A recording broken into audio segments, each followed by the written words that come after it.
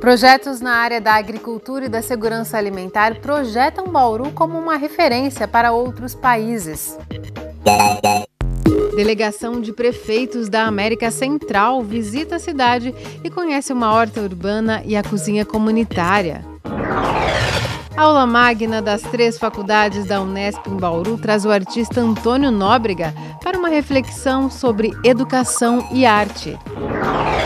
Na entrevista do dia em discussão, a Base Nacional Comum Curricular, que vai estabelecer o conteúdo que crianças e jovens devem aprender na educação básica no país. Está no ar o Unesp Notícias desta quinta-feira, 20 de abril.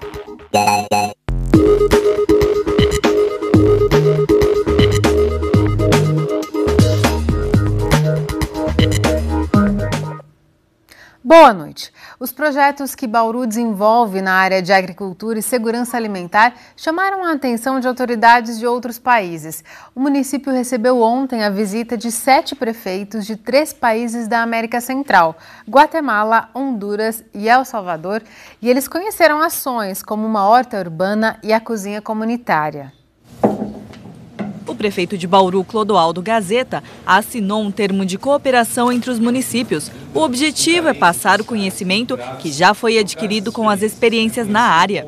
Os visitantes conheceram as ações realizadas pela Secretaria Municipal de Agricultura e puderam ver algumas delas na prática, como a cozinha comunitária, criada para atender pessoas com dificuldade de suprir a própria alimentação.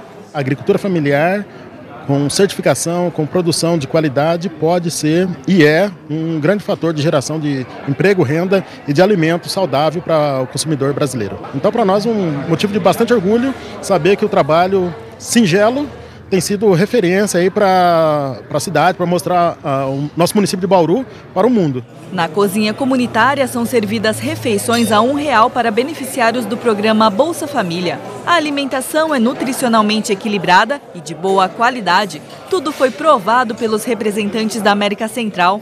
Esta é uma das ações de segurança alimentar realizadas em Bauru, ou seja, que permitem que famílias mais pobres tenham acesso a alimentos saudáveis. Uma prática que pode ser levada para outras cidades e países. Os prefeitos nossos estão procurando essas experiências de sucesso e estão identificando aquelas que a gente possa aplicar lá. Por exemplo, apoiar os agricultores para ter uma relação da produção com o mercado, que as prefeituras têm essa possibilidade, é um tema que eles têm chamado muito o interesse deles. Para o secretário de Agricultura, Bauru ainda precisa avançar na área de agricultura familiar. Mesmo assim, já pode servir como exemplo para outros países. Temos uma série de políticas públicas em nível de município, né? Por exemplo, a questão da assistência técnica e extensão rural, a agroindustrialização, que é agregar valor à produção agropecuária, a comercialização. Nós hoje temos 40 feiras livres no município de Bauru, né? Todas elas criando oportunidades de escoamento da produção, gerando renda e oportunidades para o produtor e para o consumidor bauruense e também da nossa região. Os alimentos servidos foram comprados pela Prefeitura de agricultores familiares da cidade. A Sagra dá orientações para que a produção seja eficiente e possa crescer. Além disso, mostra que é possível ainda manter hortas em espaços urbanos, como esta, em um condomínio do Jardim Jussara, onde as hortaliças orgânicas são vendidas a preços mais baixos. Você sempre tem uns troquinhos, né? Todo dia tem um pingadinho. Não é grande coisa, mas aproveita. E a horta também serve para consumo próprio? Serve também. Eu vendo também dou um pouquinho, sabe? Os amigos, parentes, pessoal aqui do condomínio. Os projetos realizados em Bauru ainda não são prática nesses países da América Central, mas o conhecimento sobre agricultura familiar e segurança alimentar obtidos por aqui podem incentivar futuros investimentos.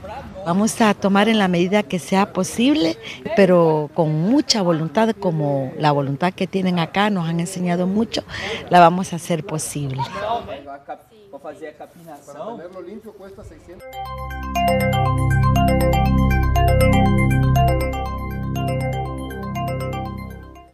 O feriado deve ter chuva e temperaturas mais baixas em Bauru.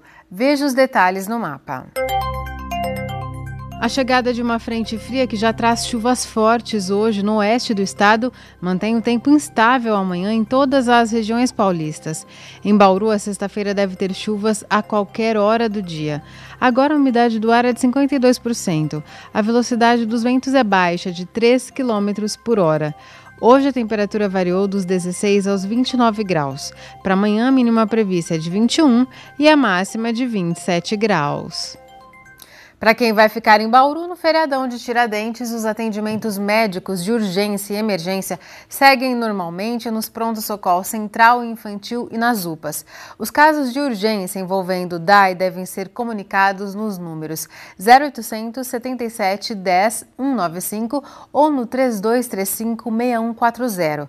Os ecopontos não abrem amanhã, mas voltam no sábado. Já os serviços de coleta de lixo orgânico e reciclável funcionam nesta sexta e não no sábado. O Poupa Tempo só volta a abrir na segunda-feira. Já o Zoológico e o Jardim Botânico funcionarão todos os dias do feriado. No próximo bloco, vamos discutir a última versão da Base Nacional Comum Curricular com a professora doutora em Políticas Educacionais, Andréia Melanda. Voltamos num instante só. Estamos de volta e a gente discute agora a Base Nacional Comum Curricular, a terceira versão do documento que dita as diretrizes pedagógicas para a educação básica no Brasil foi concluída no início deste mês. O texto fala das aprendizagens essenciais da educação infantil às séries finais do ensino fundamental e deve ser considerado para a elaboração dos currículos de escolas públicas e privadas. Para falar sobre a base, recebemos a doutora em Políticas Educacionais e membro do Conselho Municipal de Educação, a professora Andréia Melanda. Andréia, muito obrigada por sua presença aqui no Unesp Notícias. Eu que agradeço, Larissa. Andréia, a gente já, como já disse, já é a terceira versão desse documento. Ele foi submetido a consultas públicas, foi discutido em seminários. A gente pode dizer que ele foi construído de uma maneira democrática? A gente pode dizer que ele foi construído de uma maneira democrática desde a primeira versão, né? Então, o MEC abriu uma plataforma para que a sociedade, os professores, os pesquisadores palpitassem, né? Dessem opiniões sobre o texto, né? Sugerissem modificações no texto. E aí, dessa primeira versão, que foi de 2015 até março de 2016, surgiu uma segunda versão, né? Que foi agora para a terceira, que foi promulgada agora no dia 6 de abril. Então, teve sim essa consulta pública com a sociedade. E o que acontece agora? A base ainda não está valendo, né? Quando que ela entra em vigor? A base entra em vigor a partir da homologação do MEC. Então, o que está acontecendo agora com a base nacional? Ela está no Conselho Nacional de Educação, né? Então, os conselheiros vão opinar sobre a base. Então, qualquer mudança que seja feita vai ser a partir do Conselho. E aí, após este momento, essa base vai para o Ministério para homologação.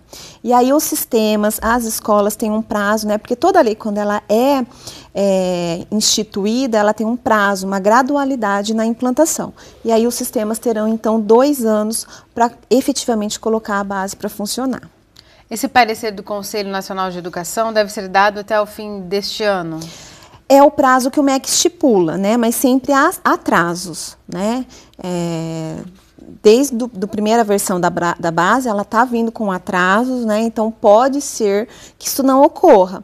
Uma segunda colocação que também faz parte da base, vocês percebem que não entra o ensino médio agora, porque o ensino médio, com o novo ensino médio, ele também tem que ser aprovado uma base curricular até o final desse ano. Então as duas precisam caminhar concomitantemente no Conselho.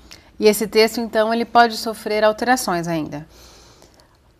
Eu acho que sim, mas muito poucas, né? Então, é mais a base, ela é um documento normatizador, né? E como tal, ela vai nortear todo o currículo da educação básica, né? Agora, neste momento, do infantil e do fundamental, e posteriormente para o ensino médio. Eu acho que poucas alterações serão feitas, mas o Conselho ainda pode sugerir alguma coisa. No texto de divulgação da base feito pelo MEC, Ele coloca o documento como... Ele diz que esse documento coloca a educação brasileira em compasso com as demandas do século XXI. Só que cedendo a pressões de grupos conservadores, religiosos. Uma alteração importante nesta última versão é que o texto retirou os termos identidade de gênero e orientação sexual. Quais são as consequências da anulação desses termos para o ensino, para a formação desses alunos? Bom, a consequência imediata, ao meu ver, é você aumentar o preconceito e a discriminação, né? Então, por uma questão dos setores mais conservadores do Congresso Nacional ou por uma questão da redundância dos termos usados no texto da base, optou-se pela retirada das questões de gênero e da orientação sexual. No entanto, como a base é um documento balizador de currículo, essas questões elas devem ser discutidas, elas devem ser contempladas, sob a ameaça de nós aumentarmos ainda mais o preconceito nas escolas, onde não há a informação, isso inevitavelmente acaba acontecendo. Então, é uma proposta que, embora tenha sido justificada, né, ela precisa ser considerada. E aí vai caber às escolas trabalhar estas questões, né, ou dentro da base diversificada do currículo, mas não deixar de fazer. Não deixar de discutir, não deixar de contemplar a orientação sexual e as questões de gênero. Uma outra questão que repercutiu bastante quando da divulgação desse texto foi a antecipação da previsão da alfabetização das crianças até o 2º ano do ensino fundamental. Sim, antes era até o terceiro. Essa questão também não é muito consensual entre os pesquisadores da área, se seria o adequado ou não? Não. Não há um consenso entre educadores, pesquisadores e neurocientistas sob o ponto de vista de pensar qual é a idade mínima para a alfabetização, ou onde é que ela deve se encerrar. A gente teve uma política que foi o PNAE, que foi o Pacto Nacional de Alfabetização na Idade Certa, que ainda está em vigor, né, como política pública, que a criança deve ser alfabetizada, então, até os 8 anos. Nada impede, como não há consenso, nada impede de que essa criança possa ser alfabetizada aos 7 anos. Até porque hoje a criança tem um repertório muito maior, né? Ela tem a necessidade de ler, para jogar um jogo num tablet, num videogame, ela precisa da leitura, né? Então é uma necessidade da criança. O que cabe uma discussão um pouco mais aprofundada nesse sentido é como é que as escolas, principalmente as escolas públicas, que têm uma demanda maior de atendimento, vão conseguir alfabetizar todas as crianças numa sala aí que comporta 30, 35 crianças, todas ao final do mesmo período, né, do 2º ano, e aí a criança com 7 anos. E aí a proposta da alfabetização traz, né, nesse sentido, questões de o aluno precisa escrever uma carta, escrever um bilhete, fazer uma produção de texto com uma sequência lógica, né? Então, acho que o impacto não é a alfabetização.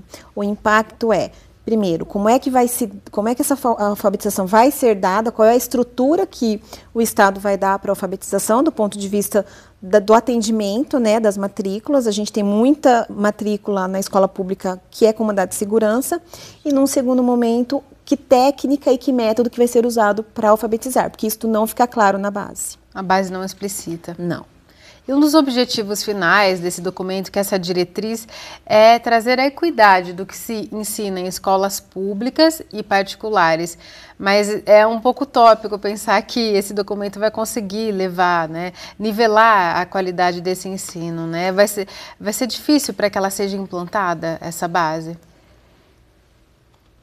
Eu acho que aí vai da adaptação de cada um dos sistemas de ensino, né, da União, dos estados, Distrito Federal e municípios. Aí a adequação da base a cada um desses sistemas, né, é claro, é uma política, a gente vai ter que...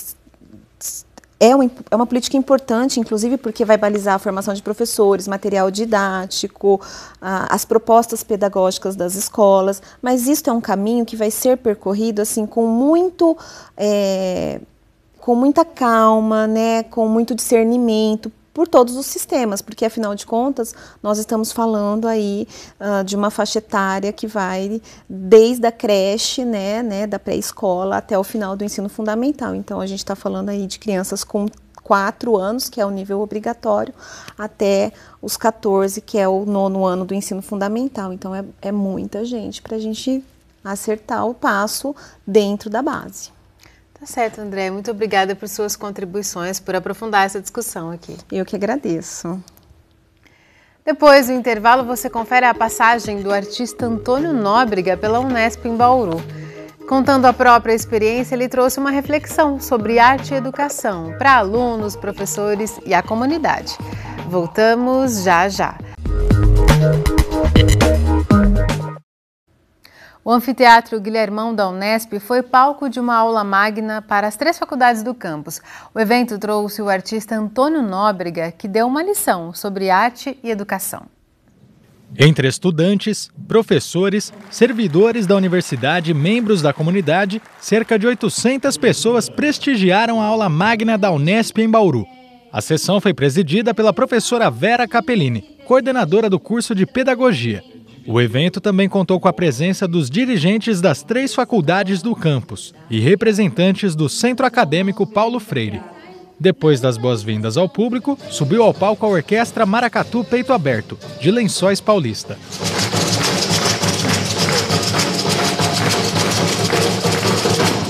Seu boiadeiro por aqui chover. O grupo abriu alas para a atração principal da noite, Antônio Nóbrega, um dos mais autênticos artistas brasileiros. Em mais de 40 anos de carreira, Nóbrega traz na bagagem prêmios e muitas apresentações no exterior. Cantor, bailarino e multi-instrumentista, apresentou para a Unesp um diálogo entre as expressões culturais e a educação. Principalmente pelo viés artístico, né? Como é que eu reconheço o mundo popular, né? Como é que eu estudo, como é que eu busco as suas dinâmicas, e também dentro dos procedimentos, dos processos educativos que eu também tenho procurado desenvolver. Tenho para mim que o mundo popular, ele não se resume a uma cultura folclórica, pelo menos nos moldes em que modernamente a gente compreende o que se chama cultura folclórica. A participação de Antônio Nóbrega em um evento de recepção aos calouros foi considerado um marco para o campus de Bauru. O que nós queremos marcar aqui é o que nós chamamos de posicionamento cultural. Ou seja, as 3 faculdades de Bauru, as 3 unidades de Bauru vão marcar a história, iniciando um processo de cultura, marcando o início do ano letivo. O Centro Acadêmico Paulo Freire foi o responsável por trazer o artista. Além do currículo, pesou na decisão a abrangência da apresentação. A importância de criação de repertório cultural nos alunos, e ele é uma pessoa que tem como trazer isso de forma rápida, assim, né? Então a gente pode perceber que enquanto ele fala, ele pode demonstrar, e isso consegue abranger isso que a gente queria, que era criar um repertório nas pessoas. Claro que isso não acontece em um dia, mas é exatamente de ampliar horizontes, assim, na questão de culturas diversas, né? Maria Eduarda é estudante do 3º ano de Pedagogia e gostou da experiência. É extremamente interessante essa vertente da música, da arte na educação. Como a gente pode perceber, as pessoas se divertem, elas se envolvem. Então, para nós é de uma tremenda adição, tudo, né? Cultural. Enfim, a Unesp, o pessoal do CAP, do Centro Paulo Freire, Centro Acadêmico Paulo Freire, eles mandaram muito bem. Entre relatos e momentos de descontração com o violão, Nóbrega falou do resgate lúdico como antídoto para as aflições. Uma semente que pode germinar entre os estudantes e florescer além da universidade. Às vezes a gente está num ambiente, é como se tivesse uma nuvem negra sobre o ambiente, contamina. E aí o antídoto contra essa nuvem negra precisam ter pessoas de fato que têm prazer pelo que faz, que têm alegria no que faz. E é esta expectativa que a gente tem, que profissionais que tenham a oportunidade de, a partir dessa semente plantada hoje, que ela germine e que eles possam ser agentes transformadores nos diferentes locais de trabalho das 3 faculdades que estão fazendo a aula magna junto, né? A aula inaugural junto. Janaína é formada em artes visuais pela Unesp e trabalha como professora. Para ela, a apresentação trouxe conhecimentos e contribuições que poderão ser levadas em sala de aula. Eu achei incrível, por exemplo, a apresentação de Maracatu que teve no início, lindíssimo, é algo tão próximo da gente, uma cidade aqui ao lado, né, Lençóis, e trazer uma figura tão bacana como o Antônio Nóbrega aqui para Bauru. Eu me desloquei de Jaú para cá para poder ouvir a fala dele, poder estar inserindo um pouco no meu contexto e levando isso para a sala de aula também. Achei válido. Aproximar as expressões artísticas da educação é uma forma de romper barreiras e promover avanços. O mundo contemporâneo do saber é um mundo talvez um pouco excessivamente cerebral, racionalizante, o que não é de todo mal, mas quando isso começa a ser hiperatrofiado, então ele começa a perder de vista o lado lúdico da educação. Então eu acho que essas matrizes populares recompõem esse perfil mais integral de que a educação precisa de ser muito robusta em relação à brincadeira, né? Ao exercício do lúdico, ao exercício de fazer poesia, ao exercício da dança, ao exercício de bater um tambor.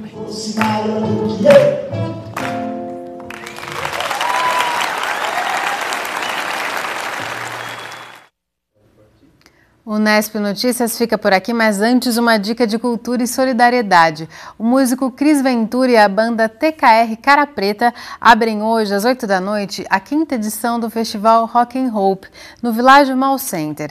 O evento vai até sábado, sempre com 2 atrações por noite. A entrada é 1 quilo de alimento. Reservas e outras informações pelo telefone 14 3245 1511. A gente se vê amanhã. E se você quiser rever o conteúdo da edição de hoje, acesse o site da TV Unesp ou a página no Facebook. Tchau!